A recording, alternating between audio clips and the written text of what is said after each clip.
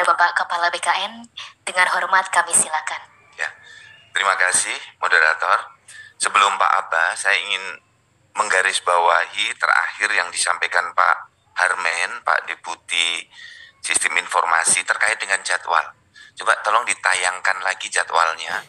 Tolong rekan-rekan para pengelola SDM di KL dan di Pemda untuk betul-betul mencermati ini dan menyampaikan kepada seluruh masyarakat bahwa tanggal 15 besok hari terakhir.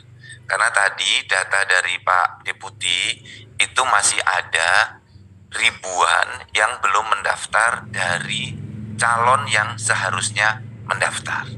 Nah, oleh karena itu, tolong dengan berbagai platform, berbagai media yang dimiliki oleh Pemda dan kementerian lembaga untuk jadwal ini bisa di-blasting agar niat baik dari pemerintah untuk terus mengupayakan tenaga honorer ini yang terdata terakhir di 2022 bisa mendapatkan nomor induk pegawai dan tidak ada berkurang pendapatannya. Abah, saya persilahkan. Baik, terima kasih Pak Prof. Assalamualaikum warahmatullahi wabarakatuh. Selamat pagi, salam sejahtera untuk kita semua.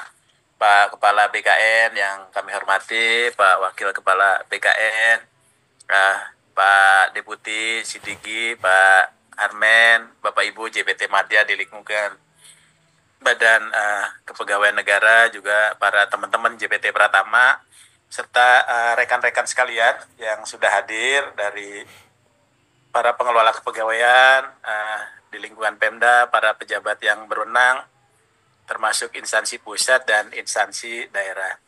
Nah, oleh sebab itu, Bapak Ibu sekalian, dari hasil beberapa diskusi kami, termasuk juga bukan hanya di lingkungan Menpan dengan BKN, tapi juga ada Kementerian Dalam Negeri gitu ya, untuk segera melakukan penyelesaian penataan tenaga non-ASN. Tadi dari Pak Deputi, Pak Harmen sudah menyampaikan secara detail, termasuk juga tadi arahan Pak Kepala gitu ya. Secara data-data itu sudah jelas, nanti Bapak Ibu tadi disampaikan Pak Deputi akan di-share datanya, sehingga nanti Bapak Ibu punya data-data yang akurat untuk mendorong mereka. Ya, sehingga nanti mungkin dari 1,7 itu tidak akan secara keseluruhan, karena tadi disampaikan Pak Kepala mungkin ada yang pensiun, sudah ada yang meninggal, ada yang tidak bekerja lagi, dan sebagainya. Nah, oleh sebab itu, nanti pengelolaannya harus betul-betul kita punya concern yang sama terhadap tata kelola ASN ini, termasuk bagi mereka nanti yang akan diangkat menjadi pegawai pemerintah dengan perjanjian kerja. Nah, kita punya PR di selain yang lain-lain di arahan Pak Presiden kaitan dengan reformasi birokrasi, tapi fokus kita adalah terkait dengan pengelolaan ASN yang memastikan disiplinnya, produktivitasnya, serta kompetensinya. Jadi kita juga nanti punya PR, Bapak Ibu sekalian, bagaimana nanti pengelolaan ASN kita menjadi lebih baik dengan adanya teman-teman masuk di sana. Ya, jadi kami ingin juga mendorong nanti bahwa tata kelola ini pasca pengangkatan teman-teman ke dalam P3K atau P3K paruh waktu itu betul-betul bisa optimal, ya, betul-betul bisa optimal, ya.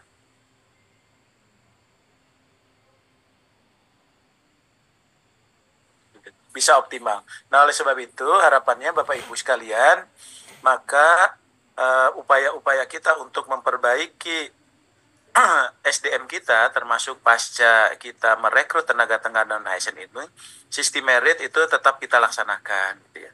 Makanya Bapak Ibu itu tetap harus melalui proses seleksi, ya, melalui proses seleksi, karena itu adalah wujud juga dari penerapan sistem merit. Walaupun kami dengan BKN melakukan afirmasi, termasuk BKN juga melakukan pengawasan terhadap penerapan sistem meritnya, ya.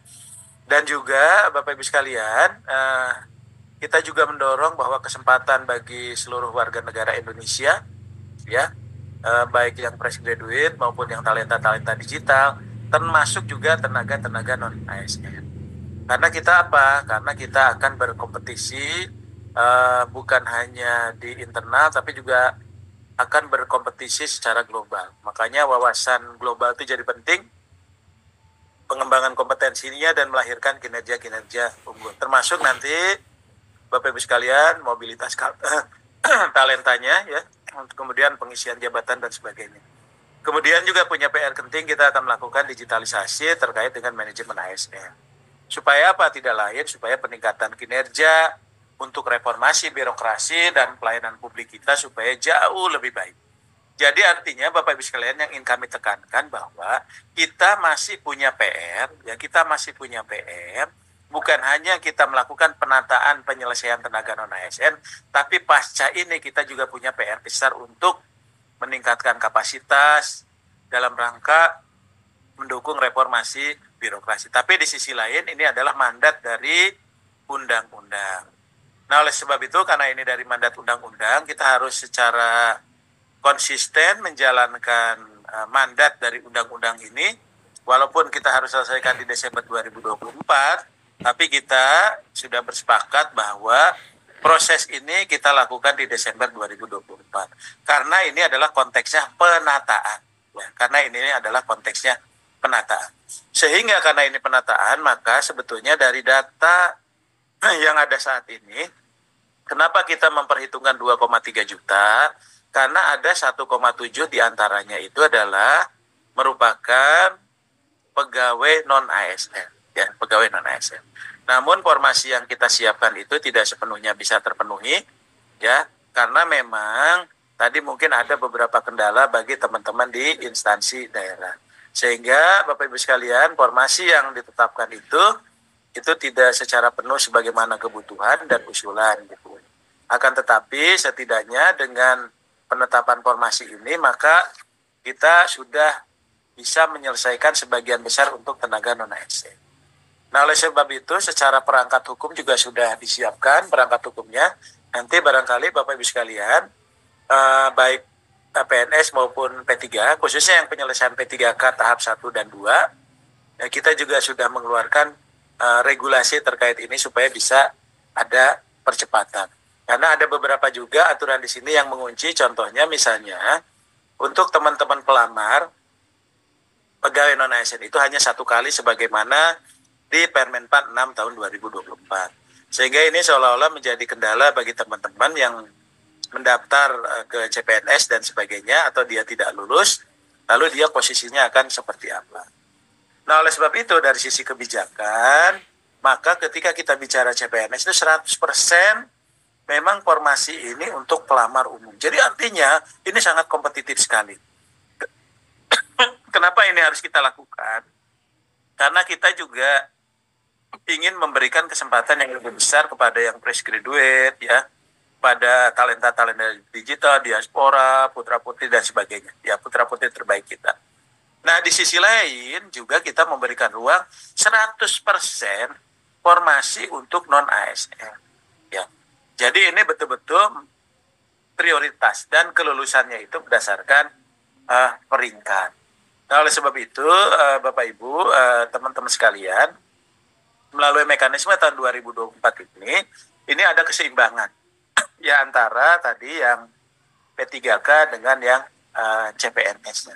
Nah, oleh sebab itu maka kita ingin ada konfirmasi data yang sesungguhnya. Ya. Nah, oleh sebab itu tadi tim kami dari Menpan, tim teknis Menpan dengan BKN ini sudah bekerja gitu ya, supaya nanti Bapak Ibu sekalian kita pastikan bahwa tenaga non-ASN yang sudah mendaftar sekian orang, yang belum mendaftar sekian orang. Dan ini butuh komitmen dari kita bersama. Nah harapannya ini kita mengoptimalkan waktu tadi yang sampaikan Pak Kepala, supaya betul-betul dalam 2 hari ini mereka mendorong, Bapak Ibu harus mendorong mereka itu untuk bisa paling kurang mendaftar. Dan insya Allah kalau sudah terdaftar dalam pangkalan database BKN, ya maka dia bisa ikut seleksi, kemudian dipertimbangkan untuk bisa menjadi P3K. Apakah dia P3K atau dia P3K yang paruh waktu. Ya.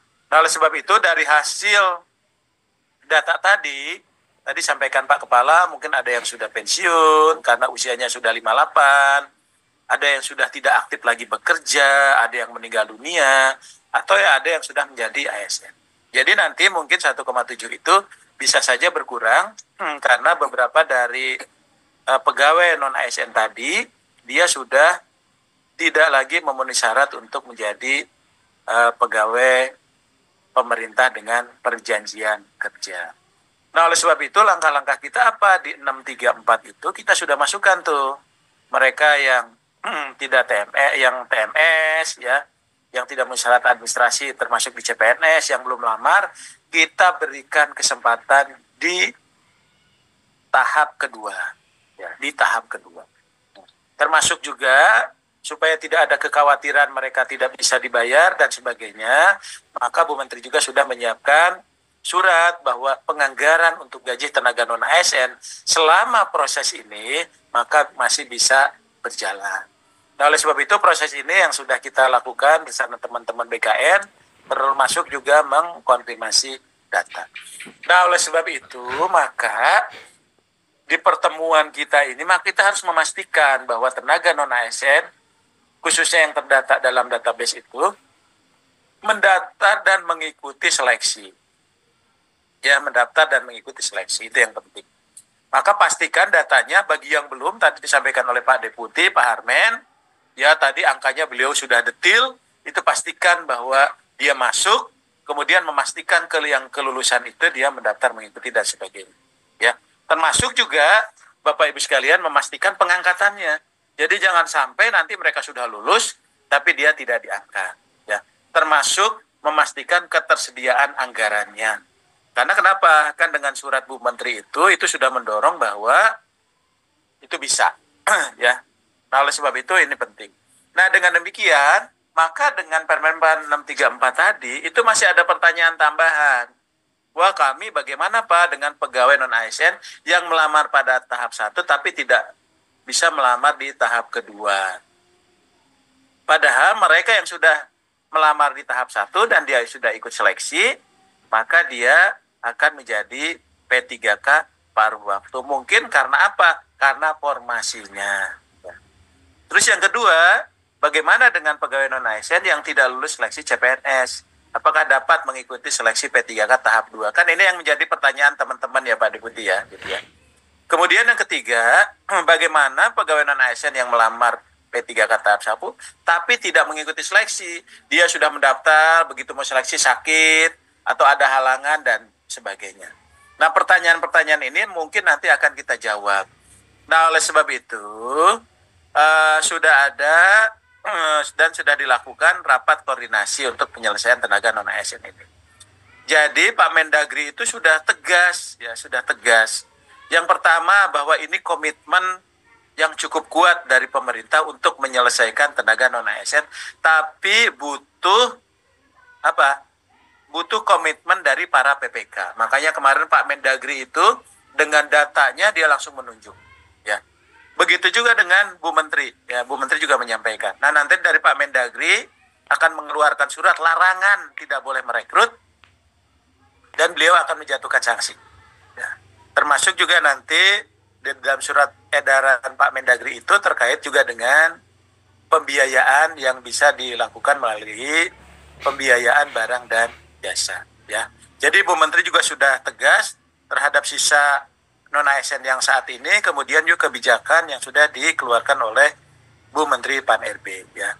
Termasuk dari Pak Kepala BKN, beliau juga sudah secara tegas menyampaikan perpanjangan untuk pendaftaran.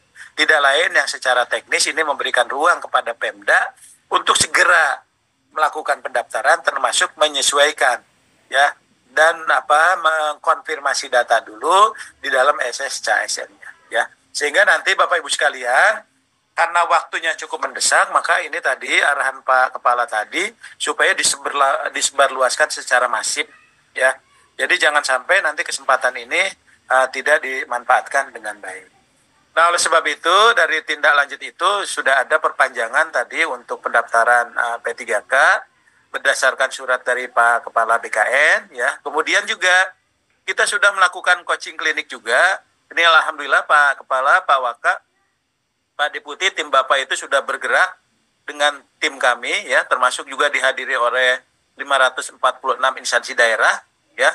baik dari ODA Kemendagri, dari PPSU-nya BKN ya, tanggal 9 sampai 15. Jadi setiap sore itu teman-teman itu standby untuk melakukan dialog diskusi dengan teman-teman pemerintah daerah.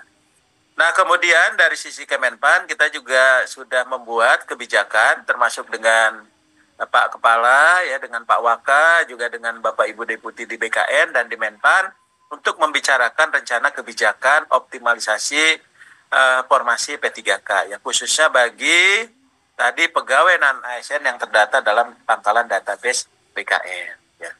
Nah, oleh sebab itu dari hasil diskusi kita itu apa-apa saja yang menjadi PR kita.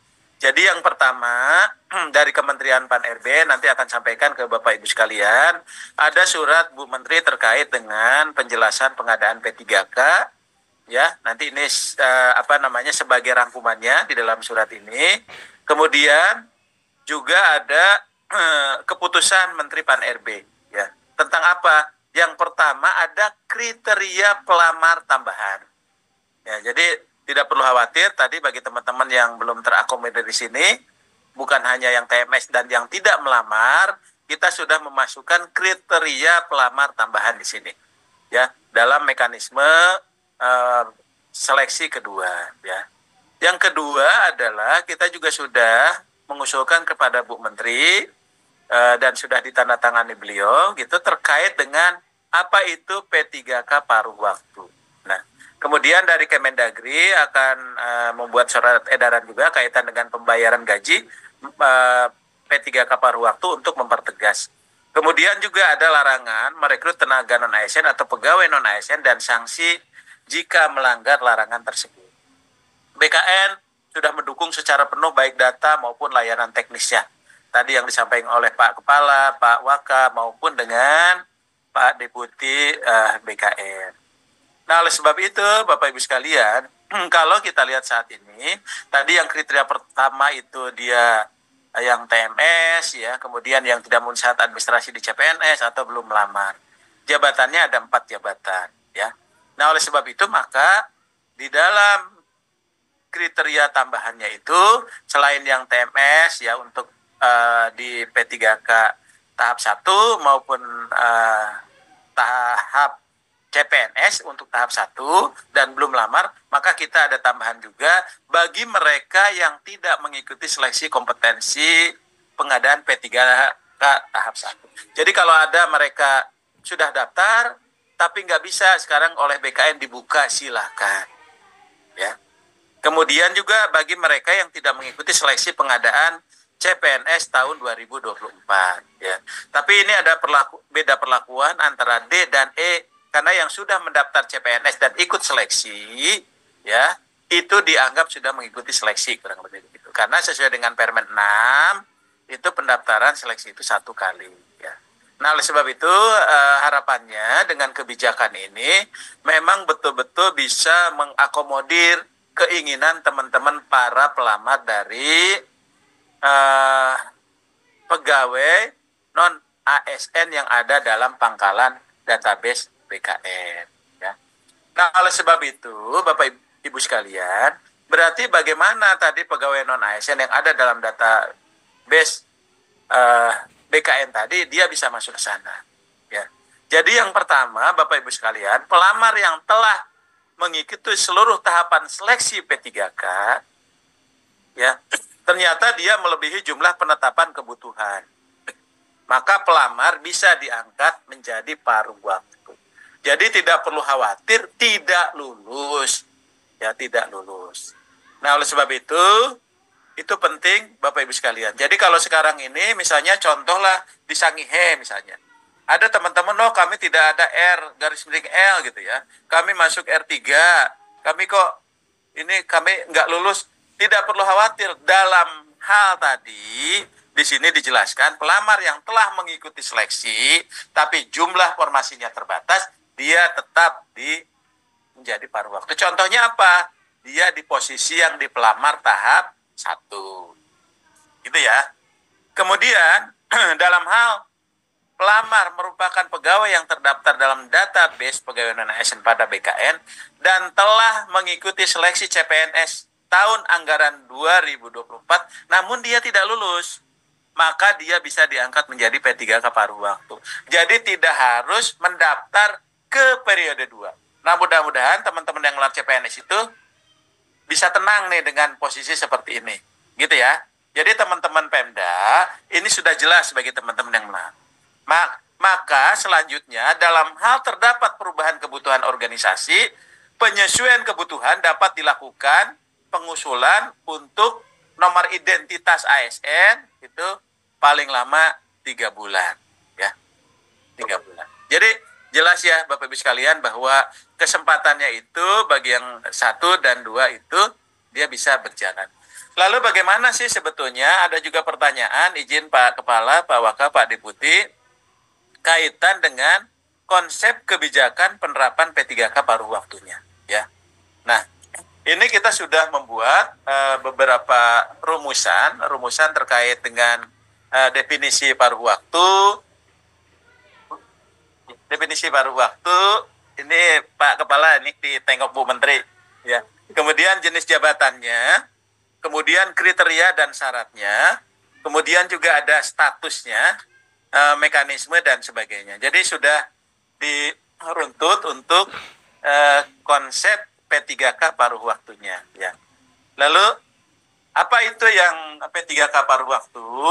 Ini P3K paruh waktu itu adalah pegawai yang diangkat berdasarkan perjanjian kerja dan diberikan upah sesuai dengan ketersediaan anggaran instansi pemerintah. Artinya apa? Ini berlaku hanya untuk sementara. Bagi siapa? Pertama, bagi pegawai non-ASN yang terdaftar dalam pangkalan database BKN. Ya. Kemudian yang kedua adalah pelamar tadi yang ada dalam pangkalan database BKN itu, dia mendaftar dan mengikuti seleksi P3K tahap 1 atau dia tidak lulus seleksi CPNS. Jadi Bu Menteri, Pak Kepala, ya Pak Waka, bahwa mereka yang tidak lulus CPNS tadi yang menjadi pertanyaan itu, mereka nanti akan menjadi paruh waktu karena mereka sudah mendaftar. Karena di dalam Permen 46 mereka itu mendaftar hanya untuk 1 kali, gitu ya. Kemudian juga pelamar yang tidak mendapatkan kebutuhan formasi. Jadi dia formasinya itu penuh, gitu. Yang melamar ada 100, formasinya ada 50, maka yang 50 itu otomatis dia menjadi paruh waktu. Dan ini hanya berlaku dalam masa transisi bagi pegawai non-ASN yang terdaftar dalam pangkalan database BKN. Ya. Jadi ini adalah Bapak Ibu sekalian, kira-kira P3K paruh waktu itu. Nah, oleh sebab itu, dari rumusan ini sudah dituangkan dalam kebijakan Bu Menteri. Nah, oleh sebab itu, apa nih yang menjadi kriterianya di sini? Yang pertama, bahwa pegawai non-ASN yang telah dilakukan pendataan dan mengikuti seleksi. Jadi dia itu wajib mengikuti seleksi, mendaftar dan mengikuti seleksi di tahun anggaran 2024 ini. Ya. Kemudian juga pegawai non-ASN yang telah mengikuti tahapan. Ya, jadi tahapannya dia sudah dia ikuti semua, mendaftar dan mengikuti seleksi. Kemudian juga pegawai non-ASN yang mendaftar pada pengadaan P3K namun tidak dapat formasi. Kemudian yang terakhir itu karena anggaran untuk membayarnya tidak terpenuhi, maka dialihkan menjadi P3K paruh waktu. Namun syaratnya ini penting, ada beberapa pertanyaan. Bagaimana kalau pegawai non-ASN dia tidak memiliki ijazah? Maka syaratnya itu adalah harus memiliki ijazah sesuai dengan syarat jabatan yang diduduki. Nah, untuk ijazah ini nggak perlu khawatir Bapak Ibu sekalian, karena dari keputusan Bu Menteri itu menyebutkan ada 4 jabatan. Ya, yang ini bisa dilamar oleh seluruh kualifikasi pendidikan. Ya, jadi kalau yang tidak punya ijazah, maka dia tidak bisa mendaftar dan mengikuti seleksi P3K. Kenapa ijazah ini penting? Karena ijazah ini nanti sebagai dasar, pertama dasar pengangkatan, kedua dasar penggajian dia akan di golongan mana. Jadi kalau tidak ada ijazah, kita tidak memiliki dasar untuk itu. Kemudian syaratnya juga adalah terdata dalam database BKN. Ya. dan memiliki tadi masa kerja 2 tahun ya pada saat seleksi ASN 2024. Jadi rata-rata kalau di dalam database BKN itu maka dia seharusnya sudah memenuhi syarat. Dan yang ketiga itu adalah mendaftar dan telah mengikuti seleksi di tahun 2024. Nah, oleh sebab itu ada mekanismenya nanti bahwa usulan penetapan kebutuhan sebagai dasar pengajuan ya nomor identitas nomor identitas ASN kemarin yang kita sepakati itu ke BKN. Kemudian ada masa perjanjian kerja ditetapkan 1 tahun, itu yang dituangkan dalam perjanjian kerja sampai dengan diangkat menjadi P3K. Kemudian Bapak Ibu sekalian, maka usulan ini menjadi penting ketika sudah selesai seleksinya, maka nanti dalam hal pegawai yang terdaftar dalam pangkalan database pegawai non-ASN pada BKN ini telah diangkat menjadi paruh waktu, kemudian instansi bisa mengusulkan menjadi PPPK dengan pertimbangan ketersediaan anggaran dan hasil penilaian kinerjanya. Ya. Jadi artinya nanti teman-teman tadi yang sudah menjadi paruh waktu itu bisa menjadi P3K tanpa melalui seleksi. Dan juga tidak lagi mengusulkan nomor identitas ASN, karena nomor identitas ASN-nya itu sudah melekat ketika dia menjadi P3K paruh waktu. Nah, oleh sebab itu, di sini kalau kita lihat berarti dia sudah ditetapkan sebagai pegawai, kemudian diberikan nomor identitas ASN, maka PPK itu tidak perlu lagi mengusulkan NIP, ya, nomor identitas ASN-nya, karena dia sudah melekat sebelumnya.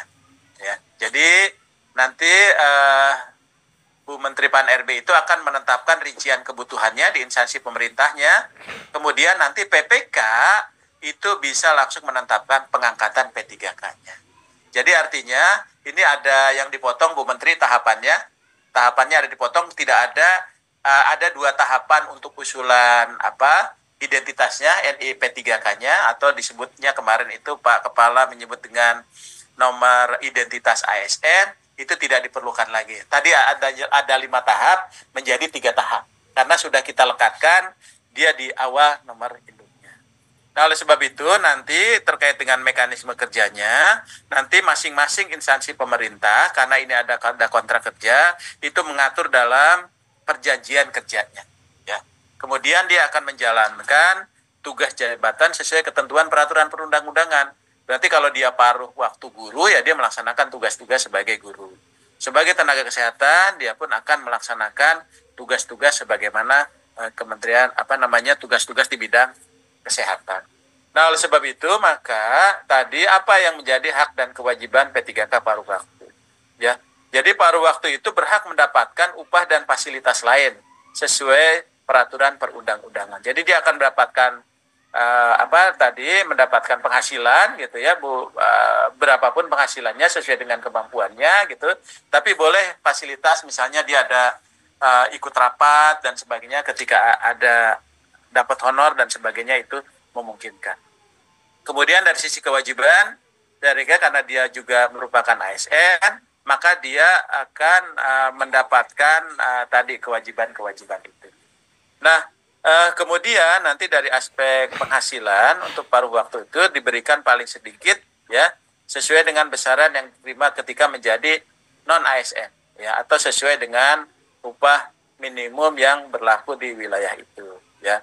Kemudian sumber pendanaannya bisa berasal dari selain belanja pegawai. Nah, kemudian P3K paruh waktu juga itu harus memenuhi ketentuan terkait dengan disiplin ya, sesuai dengan disiplin ASN. Nah, ini Bapak Ibu sekalian, supaya dari awal pun dia sudah memahami bahwa mereka itu wajib ya memenuhi ketentuan tersebut ya. Nah, demikian barangkali Pak Kepala beberapa hal yang kami sampaikan pada Bapak Ibu sekalian terkait dengan kebijakan kaitan dengan paruh waktu dan juga kebijakan penyelesaian penataan tenaga non-ASN.